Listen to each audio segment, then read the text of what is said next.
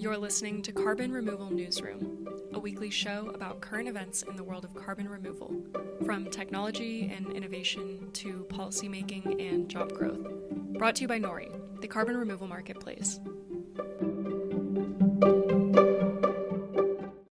Hello, everybody. Today, we will be taking a deep dive into the science part of carbon removal. We will be looking at forests again because some of the most publicized announcements reported from COP26, which we talked about last week, involved trees. Do these new pledges, at least as they are described, meet the scientific rigor to be additional carbon removal, or will they end up being more like the wildly overcredited California forest carbon cap and trade market? To talk about this a little bit more in depth, I have with me Dr. Jane Zelikova, Executive Director of the Soil Carbon Solutions Center and Joint Faculty in Crop and Soil Science at Colorado State University. Hello, Jane. Hi. And as always, Holly Jean Buck, Assistant Professor of Environment and Sustainability at the University of Buffalo. Hello, Holly. Hello. And myself, Radhika Molgafkar, Head of Supply and Methodology at Nori. Hey, Holly, before we start, I know this is not related to carbon removal, but I've got to know, who won the mayor's race in Buffalo? Was it the first socialist female mayor ever, or did the write-in candidate win? It was the write-in candidate. No. Continued guy. Yep. By a pretty strong margin too, actually. That is crazy. I hadn't seen any reporting on it yet, so I was curious. Well, okay, Buffalo, we thought you were going to make history. I guess it didn't happen. Crazy. All right, back to the task at hand, which is talking a little bit about COP. And one of the things that was widely reported on last week was this new plan called LEAF, which is Lowering Emissions by Accelerating Forest Finance. That has been supported by both the US and the UK governments and many large multinational companies like Amazon and Unilever. LEAF is a framework where developing nations can sell forest carbon offsets in the voluntary carbon markets. Many corporations are setting aside serious pools of money to reach net zero, and this public-private scheme is designed to channel some of that funding towards protecting vulnerable forests while also helping poorer nations reach climate goals. The organization managing the program has already received 30 proposals representing forests equal in size to half the area of the United States. And for listeners who aren't super familiar with the carbon markets, usually these carbon credits are developed through what are called project developers. And these proposals are things project developers have put forth to then potentially create carbon credits that then will be purchased. LEAF's list of backers is pretty impressive, but they also have their detractors, as is always the case. And many feel like it overlooks local communities by transferring carbon offset funding to national governments and not the people who actually maintain healthy forests and live within them. A group of indigenous representatives known as the Global Alliance of Territorial Communities is promoting a different plan, which would direct funding directly to local forest dwellers, paying them for the carbon storage service rather than their country's national government. So, let's just take a step back before we dive into whether this is fair or not fair. And I would love both of your opinions on what you just generically think of the LEAF program.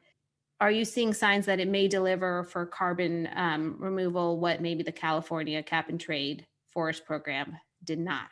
I'll start with you, Jane, and then love to get your thoughts, Holly, too.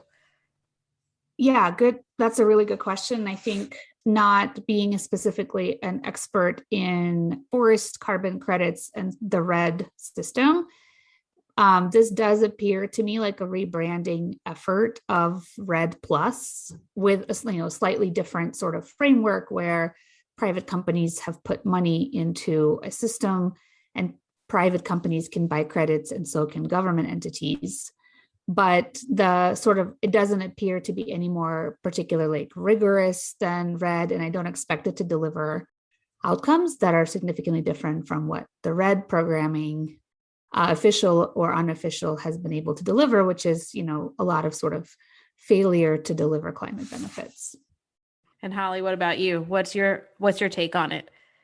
Yeah, so as far as I understand, what's different between RED and this issue that to qualify for carbon credits, governments and companies need to show an overall carbon gain in the whole country's forests, or a minimum of 2.5 million hectares. So one of the criticisms of the scheme is that it's accessible to governments that are going to be able to claim big areas of forests as being like government land. So there's like this land tenure issue kind of built into it.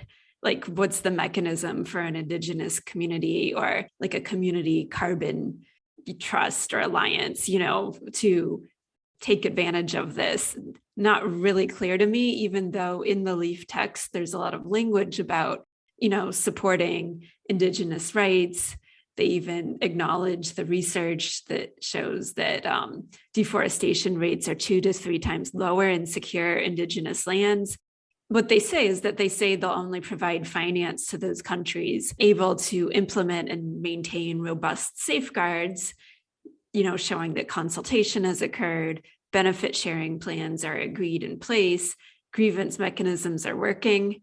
I mean, that's good, but we also have a history of like those things existing and not working as intended. So I think I land somewhere similar to Jane on all this. So, I have multiple follow-up questions, but my first one, and maybe it's because I am not a scientist, I'm still struggling with this idea of how this is even additional and can generate a carbon credit, which is something I've always not fully understood in this space. Because from what I understand, this is protecting forests that already exist from deforestation. So you're not adding anything, you're preventing something. Am I thinking about this at a too basic level? And how would you, either or both of you, characterize the additionality that we're getting from a program that conserves forests rather than creates new forests? I think additionality is a really critical piece of how we think about any carbon credit generated. And the screening for additionality and the bar that a project has to pass should be really high and rigorous, and really depends on what the counterfactual, sort of what would have happened if this carbon finance wasn't directed towards this project. In this case, is there proof that these forests would have been cleared or managed differently without this carbon finance? It probably varies from place to place, from parcel to parcel. So the burden of proving additionality is going to still be placed on the project developers and the people that are monitoring and verifying these projects, which again, we have a long history of not meeting those rigorous standards when it comes to additionality in forest projects. I mean, the other thing to note though, is that while there may not be carbon removed, there are likely emissions avoided if these forests are protected. And thinking about sort of the value of protecting, carbon stocks we already have versus, additional removals, they sort of have different risk profiles. So again, the burden is to show that these projects are additional. But in terms of avoided emissions versus removals, I think, as far as I can tell, these projects are not differentiating between them in their carbon calculus. Yeah, and I think that's what I was struggling with, right? Like, I completely understand the emission avoidance argument, the carbon removal / we're going towards net zero kind of maybe it's just the way they use the terms, but seemed less clear to me because, I'm a lawyer. We talk about counterfactuals all the time, but it's just that it's a counterfactual. So you never know if it's going to have happened or not. And it hadn't. And I guess it really will be the devil in the details of how they choose projects and how they expect them to define what the counterfactual could have been, but for the financing. Holly, anything else you want to add? I didn't mean to cut you off if you were about to talk. Sorry. No, and I don't know where you guys are at with this, but I'm increasingly like, all this 1.0 old school offset stuff, we need to just like burn that all down and like make removals like the new standard, and that like everybody demands, everybody wants. I mean, yeah, how much can we like build on and reform these things that haven't worked very well versus like create something new that's better? So I think that, we need to like every chance we have to separate out the stuff that's going on with like reducing deforestation. I'm all for reducing deforestation, but thinking about that as mitigation, telling companies, you want to be focusing on removal. As always, Holly, you encapsulated what I was trying to say much better than I could, which is that I wish we could just take the two apart and we mush offset together, and it means so many different things to everybody. And I completely agree. Like, of course, Nori also was wanting to be a disruptor, so I have my perspective. I've thought this for a long time. Like, thinking about protecting a forest is different than carbon removal and should be thought about in two different ways, in two different tracks. And it doesn't seem like at least LEAF makes that leap. And I don't want to, I think removals are really important. And for if we have a common understanding of net zero, which I personally don't think we do, but in a net zero framework, that's really, you can't really do the math if you're not doing removals, but there is immense value in protecting the stocks we have. So I don't want to oversell the removals, because we don't reach any kind of climate goals without protecting the stocks we already have. And we do have to have a mechanism for that. I personally don't believe it's carbon offsetting. And we need to develop other really robust mechanisms for conservation and protection of the stocks that we have. Carbon offsets have not been that. And we've tried that for 15 years. And how long can you beat your head against the wall before you sort of do something different? From your mouth to the carbon removal god's ears, right? And the emission to the goddess's ears. Yeah, goddess's ears. Goddess.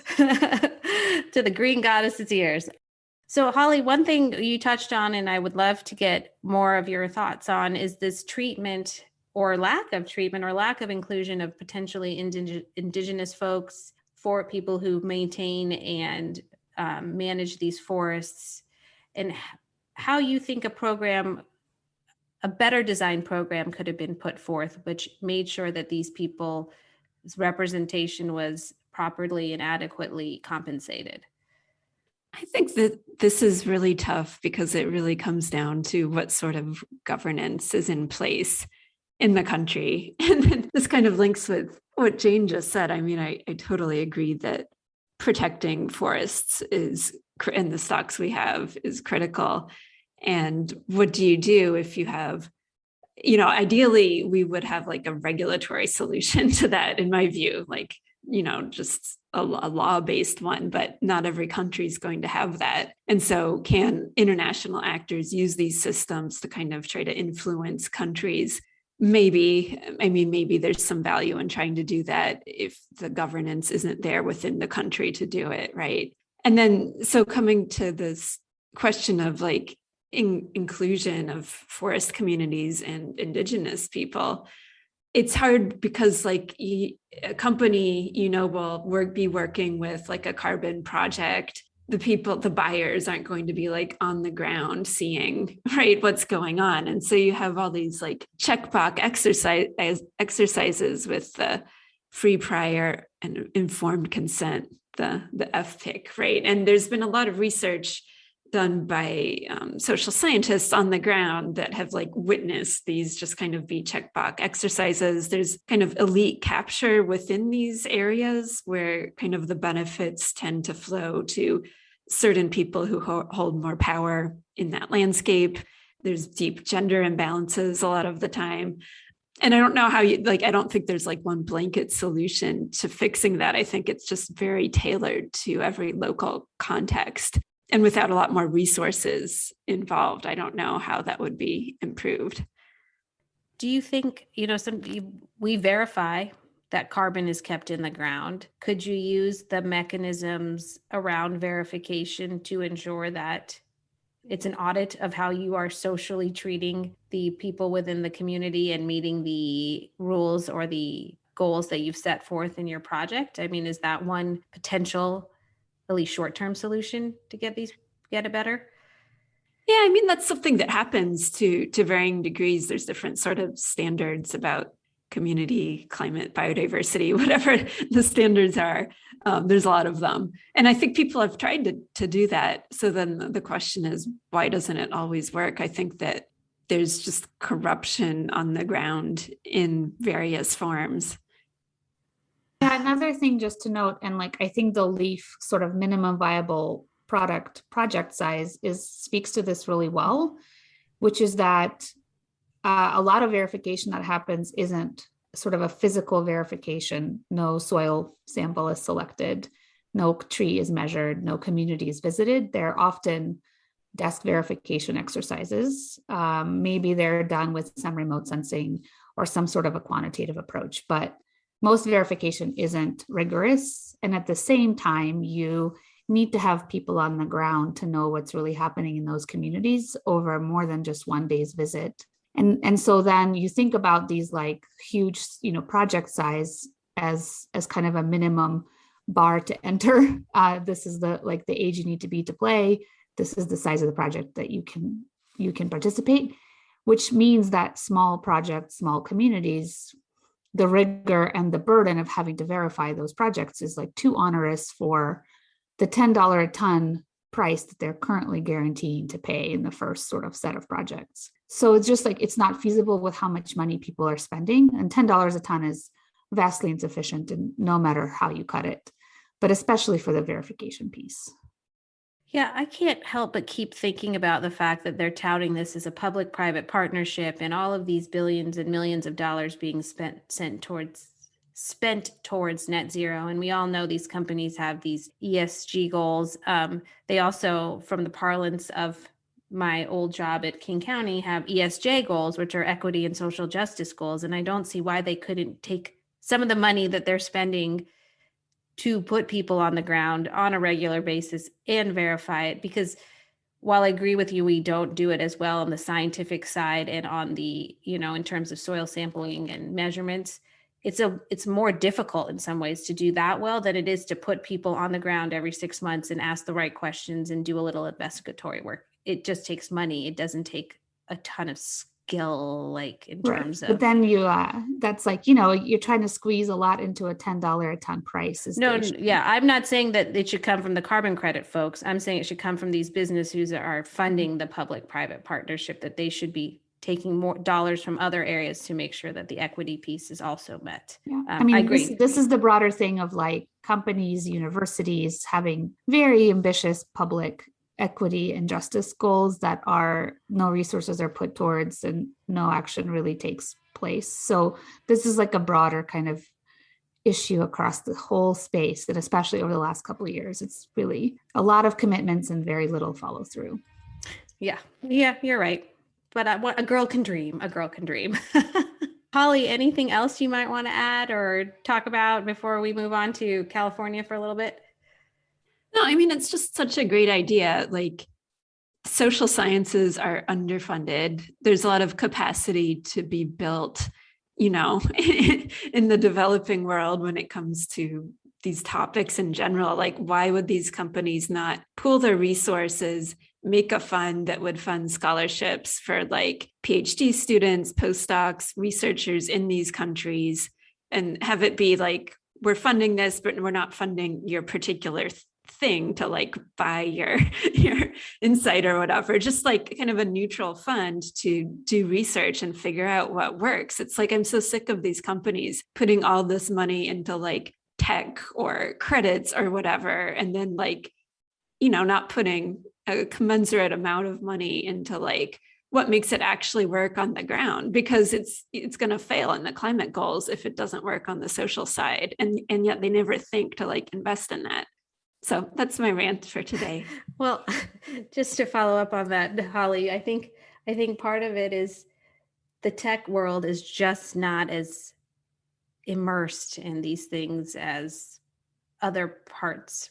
They work and live and breathe engineering. It's sort of what we've talked about in terms of other parts of the environmental movements and the idea that engineering is going to fix everything. I think there's just this feeling that engineering can fix anything. If you just do it technically perfectly, it will always work. And so I think it's a huge cultural mind shift that has to happen within these companies, that you don't have one without the other. Good engineering doesn't fix anything without good social acceptance and discipline. Anyway, my little rant for the day. Moving on, the reason we've talked about this a little bit, but more in terms of the policy side. We are going to come back and talk about an older paper, not an older paper, like old, but from earlier this year, where basically it was found that the forest carbon offset programs, kind of like the one discussed during COP, which is why we're coming back to it, have existed for decades, but are far from perfect. A team of researchers from several U.S. universities found that the California's program to offset CO2 emissions with forest carbon overestimated how much carbon is stored in forests within the state. And it wasn't really a tiny discrepancy. The study found that it overcounted forest CO2 by 30%, amounting to nearly 30 million tons. And to Jane's earlier point, accounting is important if you're trying to truly do zero emissions. And really, it was a systemic issue because the rules of the offsetting system meant the system did not achieve its emission reductions goals and that other programs could face similar challenges. So, Jane, what did the Badley et al. Research find was going on within California's forest carbon offset program, and briefly describe how kind of that overcrediting happened? Sure, yeah. And so the preprint for this study came out in April, but the paper was officially peer-reviewed and published last week. So it is a little hot off the press. Right. Sorry about that. We're in a new world where preprints can precede publication, which is great. I think that's actually a good thing. So in this study, what the authors did, which I think is really cool, is they quantitatively described how a particular policy decision in the California Air Resources Board kind of emissions reductions and trading scheme set up a forest carbon offset program that essentially overcredited by 1 in 3 credits. And the way that happened is the way that the program set regional averages for different forest types, setting really large regions and then averaging expected carbon stocks across many different species and forest types in that region meant that there are some areas in that region, if you set it large enough, that are going to be, have a specific forest composition that's going to be different than the average. And then some areas, different in a positive way, aka more carbon stored, and then some areas different in sort of less carbon potential for storage. And so when these kind of regional averages were published with the program, folks that are participating in the forest carbon offset program could, if they had the option to, could place their particular projects in areas where the forest composition was going to mean they were going to reach a carbon stock number that was greater than the average. And any number that's greater than the average can yield a carbon credit. And so when Grayson and colleagues looked at this systematically at every project that received carbon offset, forestry carbon offset credits with the CARB program, they found, this was a really widespread phenomenon, that lots of projects were placed specifically in areas that were not representative of the regional average. And so it's a very different mechanism for how the overcrediting happened. It's not additionality. It's not these other ways that we often think about carbon offsets not working. It's this other specific sort of policy decision that led to a kind of a robust overcrediting problem. And in some cases, the project developers exploited this erroneous sort of regional average issue on purpose, and in some cases, probably not. But regardless, it's billions of dollars of carbon finance that has not yielded any climate benefits. I don't know if either of you know, I didn't see this in the paper, why that decision was made. Was the scale that they chose for scientific uncertainty reasons? Does anybody know how they came to that decision to create such broad regions? No? So the paper doesn't necessarily address that point, right? Because the point is really about how CARB came up with this emissions trading scheme in the first place, and then how sort of offsets were defined and developed. And I know that for California, that process had a lot of input from industry. And in some cases, some people may say industry sort of led the effort. And in those cases, it's not always going to be the best outcome. So the paper doesn't specifically address it. There was really great coverage of this paper in ProPublica. And so if folks are really interested, we could put it in the show notes and people can read up on it and its history. Yeah, as far as I remember, the ProPublica article didn't really touch on that either. I don't know if that's just lost to history at this point, but the reason I ask is you wonder how you avoid it in the future and what mitigating steps you need to have to prevent a similar policy outcome. I think one of the things that they say in the paper and any other write-ups that I've seen from the folks that author the paper is that there are, the Washington and sort of Oregon systems and others that are looking at the California system as a template should be really wary of these issues, along with many others. And how you set something up plays a really large role in how it's going to be implemented. Yeah, not to editorialize, but it was disappointing being a Washington State resident that they are hoping to use the California model. I was hoping to do above and better, not the same. But we will see what they come up with. Holly, so, the program was designed to incentivize forest managers to use practices that increased forest carbon storage. The research found that the program also encourages the generation of offset benefits that aren't removing CO2 from the atmosphere. So in your mind, who is responsible for such a large quantity of excess credits? And, is it the right sort of mechanism for forest managers to put in better forest quality practices?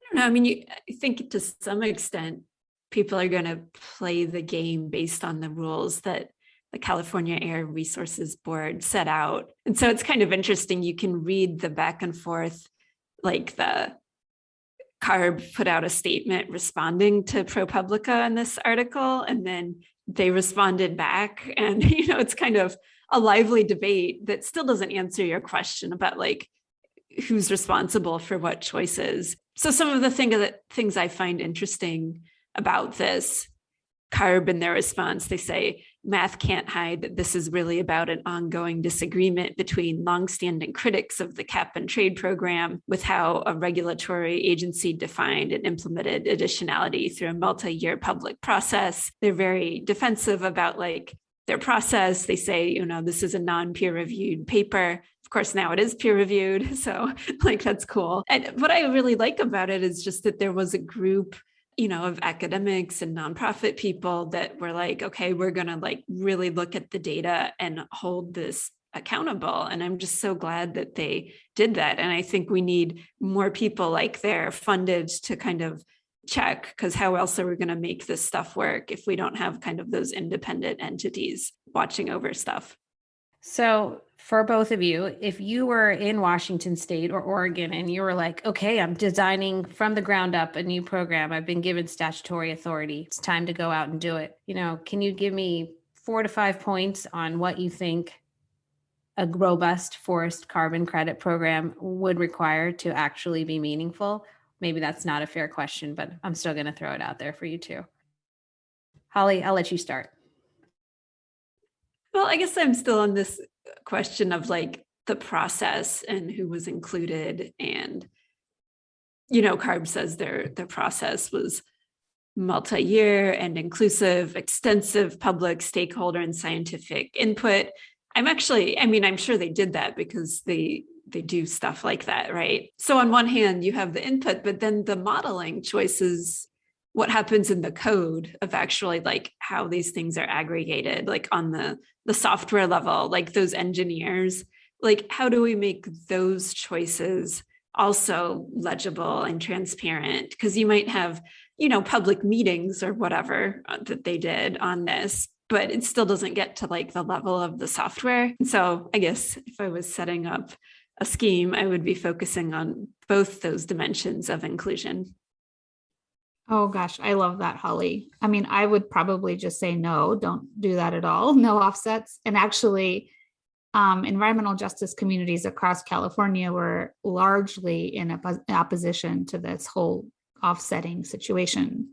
And a lot of environmental justice and climate justice groups generally stand in opposition to carbon offsetting. So, and those sort of concerns at that time were ignored. It's sort of in vogue now to invoke environmental justice and climate justice, but certainly, when it comes like to actually building things, how often are those communities and organizations like listened to? And it's different to be included at the table versus like given the power to set the agenda and set the terms of how things are going to get carried out. So yeah, so I guess I agree with Holly that inclusion needs to meet multiple benchmarks. And just because something is like an algorithm, the thing that's happening in our society is algorithms are treated as truth. and we shouldn't be doing that. And a lot of these are black box sort of models and algorithms that are not peer reviewed, are not held to public scrutiny in the same way that a public hearing might hold a particular project to scrutiny. So yeah, then that's where we start to have problems, and we don't have any independent bodies who are specifically tasked with holding these programs to account. All right. Well, the theme of the day probably was transparency, because what our listeners don't know is even before we started this conversation, we were talking about some transparency issues in other parts of our work. But I don't want to end this on a negative note. So, Jane, I was going to give it over to you to tell us some good news, something great that happened in the sustainability world this month. Okay. Yeah. I was thinking a lot about this as I was eating leftover Halloween candy, because I didn't know it was on deck this week. And we had a whole bag of like Snickers left, which, by the way, I don't understand what's happening right now, but Kit Kat was the leading candy picked out of our giant like bin of candy. And then Twix was second, and then Snickers was left over. And I'm like, who are these children? What is happening? That Kit Kat is the leading candy? This is a hill I'm willing to die on. That is incorrect, kids. It should be Snickers, then Twix, then Kit Kat. Those are your choices. Just saying. So the good news, and so as I was eating all this candy, I had a lot of guilt about all the wrappers, because they're like little guys. And so then you're basically generating a lot of wrappers if you're eating a lot of candy like I was. But the good news is that these companies that are, making these candies like Mars are kind of woke to the idea that the wrapper situation is bad, and they're generating a lot of trash. So there are these like compostable and biodegradable wrappers being developed. And the idea is that in the next couple of years, we're going to have Halloween candy with biodegradable, compostable, and even maybe recyclable wrappers. So that's the good news for those of us who've been feeling guilty post Halloween. I love that. I'm super excited for the compostable wrappers, but 100% agree with you that Snickers, Twix, then Kit Kat. I mean, what are they thinking? My kids give me most of their Snickers, so obviously it's a statewide, US-wide problem. And who are these kids that are saying candy corn is good? Like, I want to take them to the side and explain why that's incorrect. Also, how is all the candy the same as it was in like 1985? Like, there's been no innovation. So I'm very happy to hear this like wrapper innovation. At least that's something. No need, I guess. Right? A good Snickers is still a good Snickers 20, 30, 40 years later. Mm-hmm. Well, thank you everyone for listening this week. Thank you, Holly and Jane, for joining me as always. And we look forward to seeing you all or talking to you all next week. Thanks a lot. Bye.